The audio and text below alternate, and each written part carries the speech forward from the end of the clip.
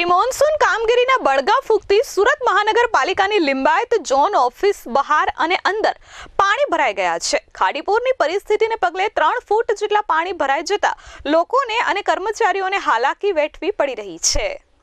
સુરત અને ગુજરાતમાં ચોમાસાનો હજુ તો વિધિવત પ્રારંભ થયાને ગણતરીના દિવસો જ વીત્યા છે। ત્યાં તો સુરતી લાલાઓએ ખાડીપુરનો સામનો કરી લીધો છે।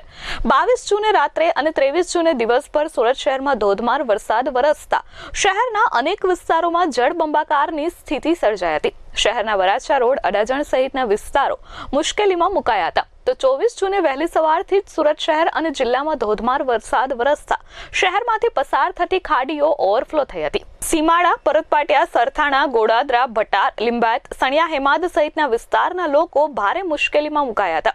ત્યારે પ્રી મોન્સૂન કામગીરીના બળગા ફૂંકતી મનપાની લિંબાયત ઝોન ઓફિસ બહાર અને અંદર પણ પાણી ભરાઈ ગયા છે। દ્રશ્યમાં તમે જોઈ શકો છો કે લિંબાયત ઝોન ઓફિસ બહાર 2 થી 3 ફૂટ જેટલા પાણી ભરાઈ ગયા છે, જેના કારણે લોકોને હાલાકી પડી રહી છે। સતત બીજા દિવસે ખાડીપુરના પાણી ઓસર્યા નથી તે સામે આવ્યું છે। લિંબાયત ઝોન ઓફિસ બહાર અને અંદર પાણી ભરાઈ જતા કર્મચારીઓને અને લોકોને હાલાકી વેઠવી પડી રહી છે। સુરત મહાનગરપાલિકા પ્રી મોન્સૂન કામગીરી અને મેયરે દાવો કર્યો હતો કે આ વખતે સુરતમાં ખાડીપુર નહીં આવે, પરંતુ દ્રશ્યો જોતા લાગી રહ્યું છે કે હજુ તો ચોમાસાની શરૂઆત થઈ છે।